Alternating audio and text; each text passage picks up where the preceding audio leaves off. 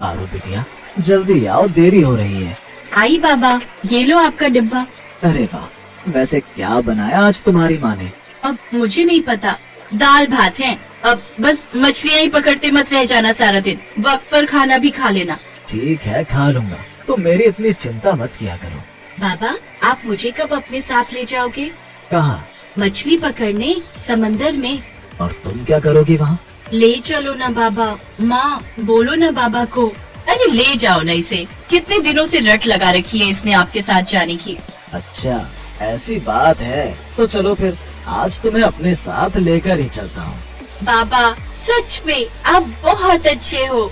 ये कहानी है गणपत मछुआरे की, जो समंदर के किनारे रहता था। उसकी पत्नी रीमा और उसकी 7 साल की बेटी पारू भी उसके साथ ही रहते थे। गणपत समंदर से मछलियाँ पकड़ता और फिर उन्हें बेचकर अपने परिवार का पेट पालता था। उस दिन पारू की जिद पर गणपत उसे भी अपने साथ मछलियाँ पकड़ने ले गया। जैसे ही गणपत की नाव समंदर में आगे बढ़ी तो पारू खुशी से उछल पड़ी। बाबा कितना मजा आ रहा है ना, ये समंदर की लहरें कितनी बड़ी बड़ी होती हैं। रुको, अभी जब जाल फेंकेंगे ना तब तुम्हें और मजा आएगा। कुछ और दूर जाकर गणपत ने समंदर में अपना जाल फेंका और फिर थोड़ी देर बाद जब उसने जाल वापस खींचा तो उसमें 5-7 मछलियाँ फंसी थी। ये देखकर पारू बहुत खुश हुई। तभी अचानक कहीं से एक बगुला उड़ता हुआ उसकी नाव पर आया और जिसे देखते ही पारू ने उसे डराने और भगाने की कोशिश की। हश, हट, भाग यहाँ से, भाग। क्या हो गया पारू? देखो ना बाबा, ये तोता हमारी नाव पर बैठा है। हैं? तोता? गणपत ने बगुले को देखा और फिर अपना पेट पकड़कर हंसने लगा। क्या हुआ बाबा? अरे मेरी बच्ची, ये तोता नहीं है, तोते तो हरे रंग के होते हैं। अच्छा, फिर ये क्या है बाबा? बिटिया ये बगुला है, ये मछलियाँ खाता है और मछलियाँ खाने के लिए ही ये तुम्हारे पास आया है। पर बाबा आपने कितनी मेहनत से ये मछलियाँ पकड़ी हैं, तो हम इसे अपनी मछलियाँ क्यों दें? कोई बात नहीं बिटिया, बस एक मछली ही चाहिए इसे। तभी बगुला उड़कर पारू के सिर पर आकर बैठ गया। पारू डरकर चिल्लाने लगी और ये देखकर गणपत हंसते हुए बोला, देखो कितने प्यार से मछली मांग रहा है, एक काम करो, लो इसे ये मछली दे दो। ठीक है बाबा। पारू ने गणपत से मछली ली और बगुले की तरफ बढ़ा दी।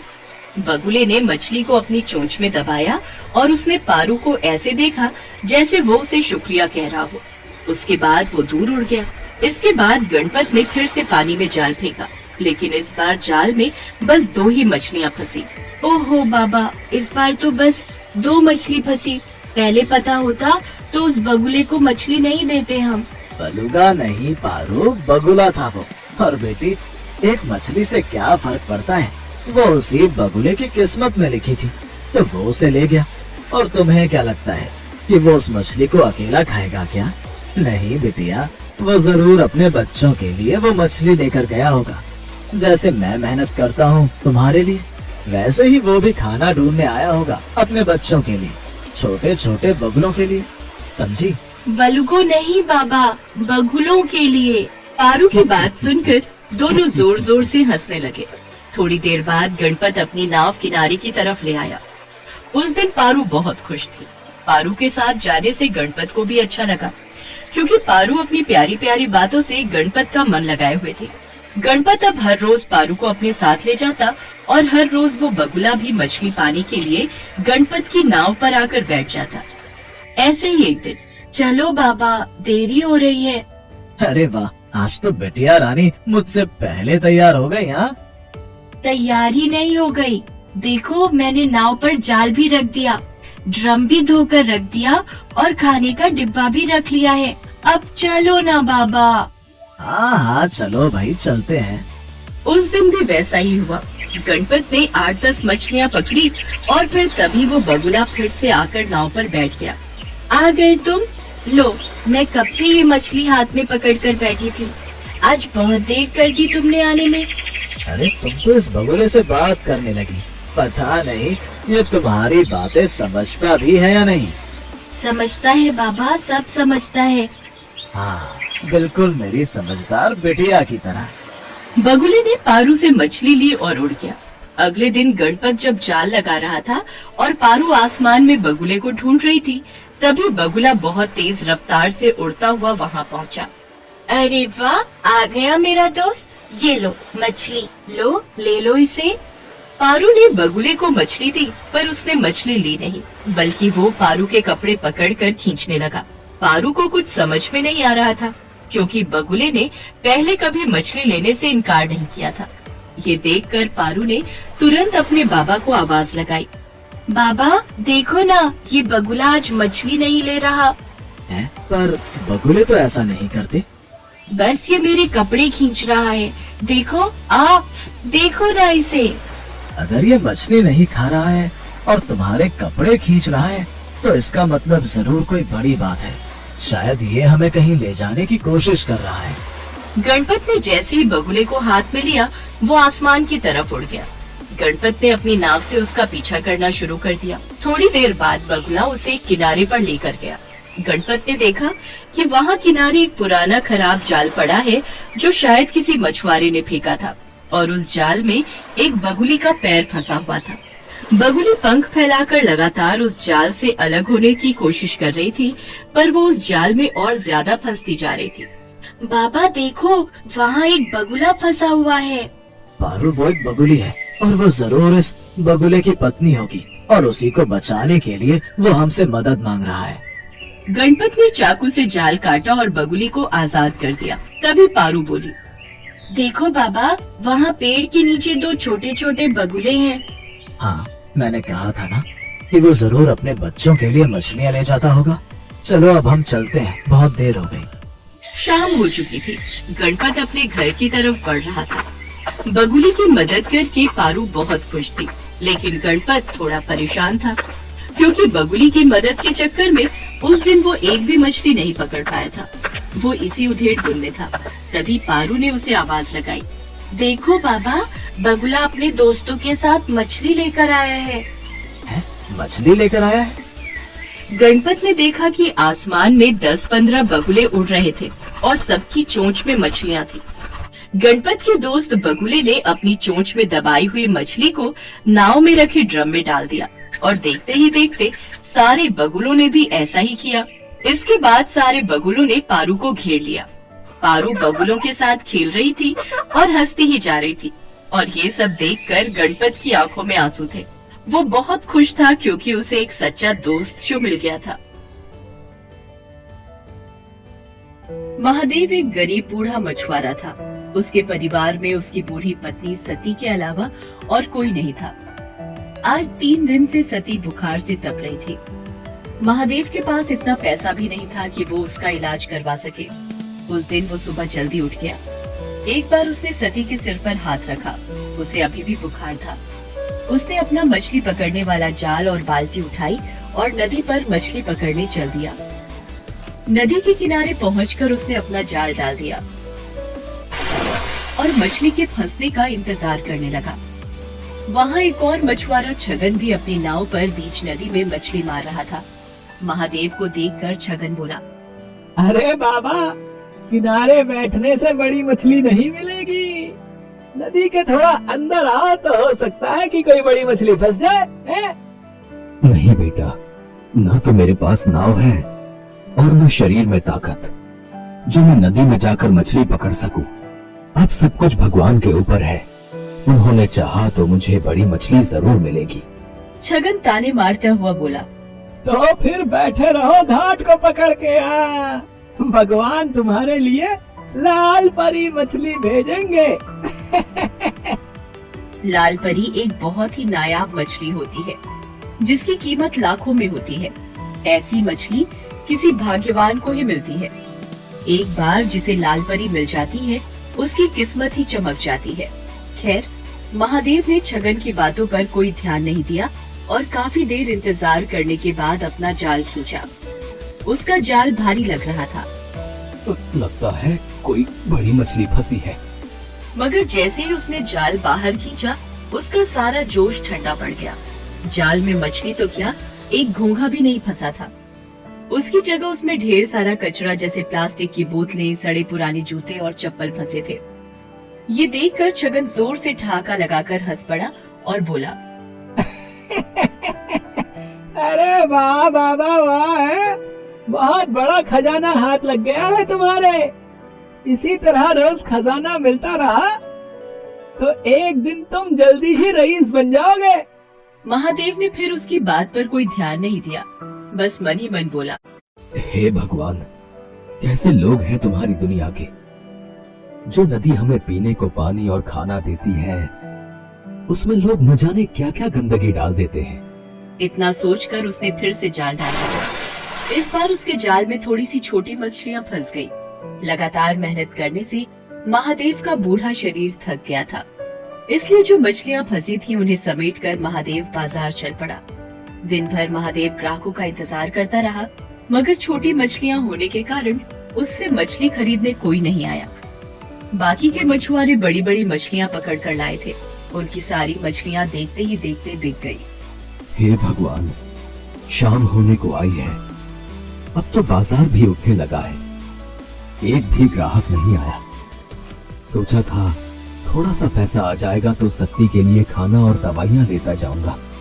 बेचारी बुखार से तड़प रही है। अभी महादेव ये सोच ही रहा था कि वहाँ एक आदमी आया और उससे बोला, बाबा ये मछलियां कितने की है? बेटा ये है तो 200 रुपए की, मगर मैं तुम्हें 150 में दे दूंगा। 150 तो महंगा है, मैं तो इनके केवल 100 रुपए दे सकता हूँ। वैसे भी बाजार बंद होने वाला है, अब कोई तुम्हारी मछलियां खरीदने से तो रहा, इससे पहले कि ये सब सड़ जाएं, इन्हें तुम मुझे 100 रुपए में दे दो। मरता क्या न करता। आखिर महादेव को 100 रुपयों में उसे सारी मछलियां देनी पड़ी। बाजार भी तब तक उठ चुका था। महादेव ने अपनी दुकान समेटी और वहाँ से घर चल दिया। अभी वो बाजार से निकल भी नहीं पाया था कि उसके कानों में एक आवाज आई, बाबा इस कंगले की भी सुनते जाना, 3 दिन से कुछ नहीं खाया बाबा, दया करो बाबा, मुझ पर दया करो। महादेव ने मुड़कर देखा, एक अंधा अपाहिज सड़क के किनारे पड़ा कराह रहा था। उसकी दोनों आंखें खराब थी और दोनों पैर भी बेजान थे, जैसे 2 सूखे डंठल हों। महादेव को उस पर दया आ गई।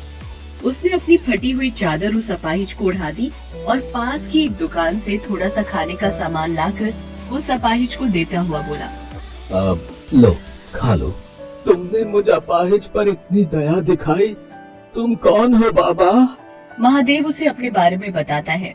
तब अपाहिज अपनी झोली से कुछ दाने निकालकर उसे देते हुए कहता है, तुमने बिना किसी स्वार्थ के एक कंगले की मदद की है बाबा, भगवान तुम्हें इसका फल जरूर देगा। लो ये दाने रख लो, कल जाल डालने से पहले इन दानों को नदी में छिड़क देना। महादेव ने दाने लेकर अपने पास रखे और अपनी फटी चादर उस अपाहिज को अच्छी तरह उड़ाकर वहाँ से घर चला आया। घर पहुँचने पर उसने देखा कि सती की तबीयत अब कुछ ठीक थी। ये देखकर महादेव को थोड़ी राहत मिली। उसने खाना बनाना शुरू किया। उसने अपने लिए थोड़ी सी मछलियाँ बचा कर रखी थी। उन मछलियों के साथ उसने आज खरीदे हुए थोड़े से चावल और आलू बनाए और सती को खिलाया। सती को खिलाकर सुलाने के बाद जैसे ही वो खाने बैठा, तभी वहाँ गांव का कुत्ता कालू आ गया। कालू को देखते ही महादेव के चेहरे पर मुस्कान तैर गई। वो कालू को पुचकारते हुए बोला, क्यों कालू बेटा, भूख लगी है? ठहर, अभी तुझे खाना देता हूँ। इसके बाद महादेव ने अपने बचे हुए खाने में से एक हिस्सा कालू के सामने डाल दिया। एक अरसे से महादेव ऐसा ही करता रहा था। वो जब भी खाने बैठता, तब कालू वहाँ आता और महादेव कालू के साथ मिलावट कर खाना खाता। खाना खाकर कालू वहाँ से चला गया और महादेव भी भगवान का नाम लेकर सो गया।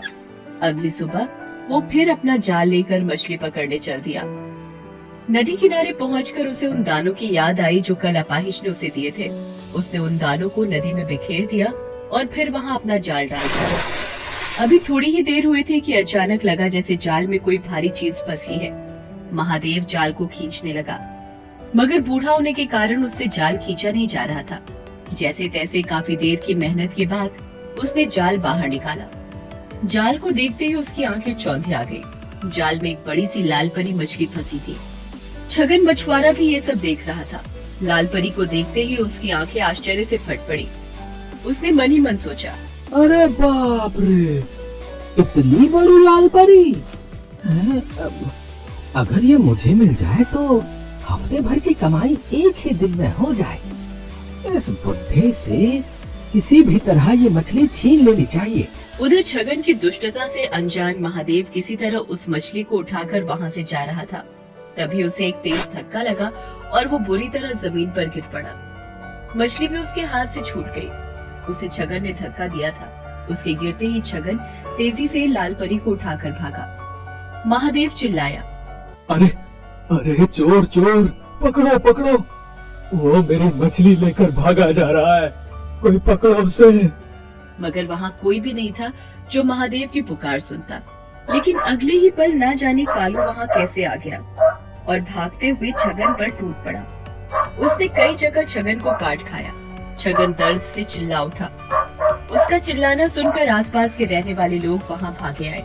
इतने सारे लोगों के सामने अपनी पोल खुलने के डर से छगन लाल परी को वहीं छोड़कर भाग गया। तब तक महादेव भी वहाँ पहुँच गया। लोगों ने उस मछली को महादेव को सौंप दिया। मछली बहुत बड़ी है, इसे काट कर इसका थोड़ा सा हिस्सा मैं अपने लिए भी रख लूं तो भी बाकी हिस्सों की बाजार में अच्छी कीमत मिल जाएगी मुझे।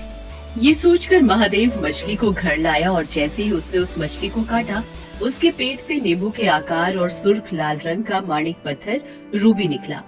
माणिक को देखते ही महादेव की आंखें चौंधी आ गई।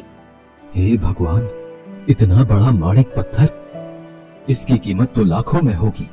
इसे पाकर तो मुझे सारी जिंदगी कोई काम करने की जरूरत नहीं पड़ेगी। ये जरूर उस अपाहिज के दिए हुए दानों का ही कमाल है। इस माणिक का एक हिस्सा उसका भी है। ये सोचकर महादेव उसी जगह पहुंचा जहां उसे वो अपाहिज मिला था। मगर अब वहां कोई नहीं था। वहां बस महादेव की फटी हुई चादर ही पड़ी थी। लोगों से पूछने पर पता चला कि उन्होंने वहां किसी अपाहिज को पहले कभी नहीं देखा है। तो वो कौन था? क्या स्वयं भगवान मेरी मदद को आए थे और मेरे नसीब को चमका दिया? इस घटना के बाद महादेव की जैसे काया ही पलट गई। अब उसके जीवन में किसी चीज की कोई कमी न रही। वो अपनी पत्नी सती और कुत्ते कालू के साथ सुखपूर्वक जीवन बिताने लगा। साथ ही साथ दिल खोलकर दीन दुखियों की मदद भी करने लगा। ना जाने किसी दिन दुखी के भेष में कौन मिल जाए।